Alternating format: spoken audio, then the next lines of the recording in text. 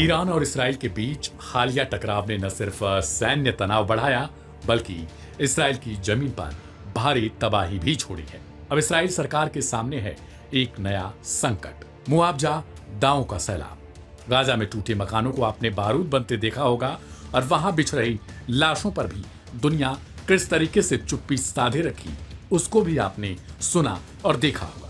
लेकिन इसराइल में अब कमोवेश ऐसे ही हालात देखने को मिले हैं जो करीब करीब गाजा में देखने को मिलते हैं। जहां ईरान से जंग के बीच वहां भारी तबाही और टूटे मकानों ने प्रधानमंत्री बेंजामिन नेतन्याहू के लिए मुश्किलें बढ़ा दी। ईरान द्वारा दागी गई मिसाइलों ने इसराइल में भारी तबाही मचाई। हमलों में देश भर में 30,000 से अधिक इमारतें बुरी तरीके से क्षतिग्रस्त हो गई। अब तक कुल 38,700 से ज्यादा मुआवजा दावे दर्ज हो चुके हैं और यह आंकड़ा लगातार बढ़ रहा है। यह अपने आप में यह बता रहा है कि आखिर ईरान ने इसराइल में किस कदर तबाही मचाई है। सबसे ज्यादा नुकसान घरों और इमारतों को हुआ। 30,809 दावे केवल भवन क्षति के लिए किए गए हैं। इसके अलावा 3713 वाहन और 4,085 घरेलू वस्तुएं और उपकरण भी मिसाइलों की चपेट में आई हैं। तेल अवीव सबसे ज्यादा प्रभावित इलाका रहा, जहां 24,932 से अधिक दावे दर्ज किए गए। वहीं अश्कलोन में भी करीब करीब 10,793 लोग मुआवजा मांग रहे हैं। इन आंकड़ों ने सरकार की चिंता बढ़ा दी। इसराइल के राष्ट्रीय कर प्राधिकरण ने कहा है कि यह संख्या अक्टूबर 2023 के हमलों में दर्ज दावों से कहीं अधिक है। लोग अब तक तत्काल राहत, पुनर्निर्माण, सहायता और बीमा दावों की प्रक्रिया में जुटे हैं। Aim right, achieve big. At KR Mangalam University, we provide you the platform to turn your dreams into reality. At KR Mangalam University.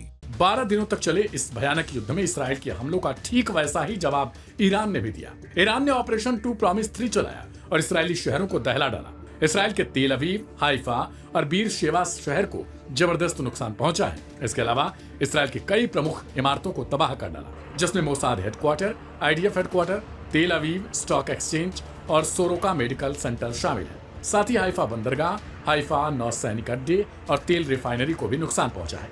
यह संकट अब केवल सैन्य नहीं बल्कि आर्थिक और मानवीय रूप ले चुका है। विश्लेषकों का कहना है कि यदि यह टकराव और बढ़ा तो इसराइल की आंतरिक व्यवस्था और अर्थव्यवस्था पर भी गहरा असर पड़ेगा। मिसाइलें अब शांत हो चुकी हैं, लेकिन कई और लोग थे जो शांत हो चुके हैं, यानी जिनकी मौत हो गई है। इसराइल ईरान की इस युद्ध में इसराइल में करीब दर्जनों लोगों की मौत हुई, तो दूसरी तरफ ईरान में करीब 600 के आसपास मौतें दर्ज की गई। लेकिन उनके निशान इसराइल की जमीन पर गहरे छप चुके हैं। आने वाले हफ्तों में सरकार को न सिर्फ सुरक्षा बल्कि राहत और पुनर्निर्माण की चुनौती से भी जूझना होगा।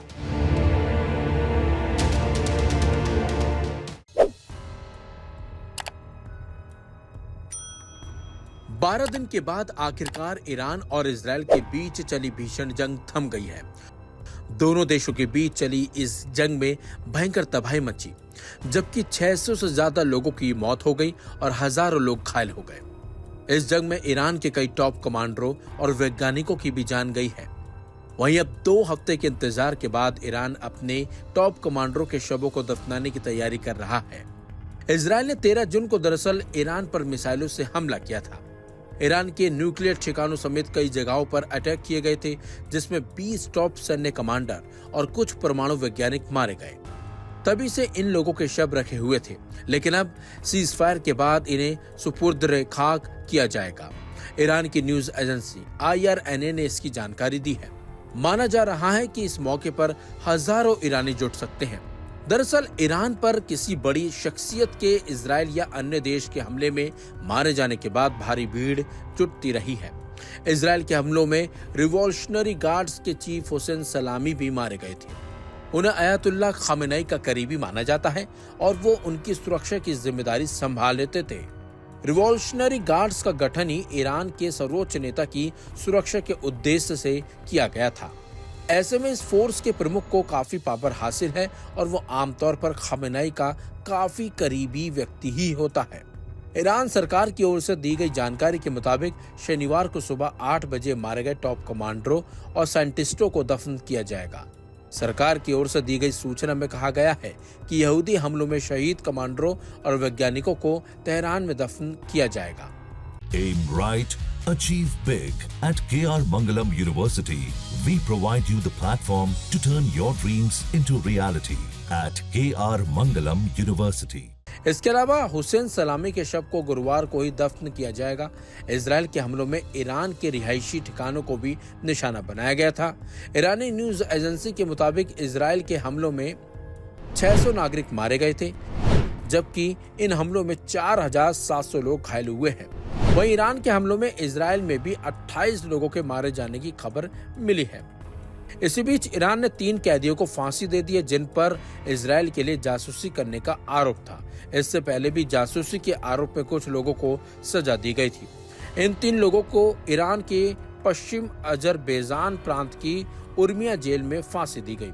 फिलहाल सीजफायर के चलते दोनों ही देशों में शांति बनी हुई है और उम्मीद की जा रही है कि ऐसी ही शांति दोनों देशों के बीच बनी रहे और युद्ध विराम पूरी तरह से स्थापित हो जाए, ताकि निहत्थे लोगों की जान न जाए और दोनों ही देशों में जिस तरीके से तबाही मची है वो तबाही फिर आगे देखने को ना मिले, क्योंकि तबाही मचने से सिर्फ और सिर्फ आम जनता जो होती है उसी का ही नुकसान होता है।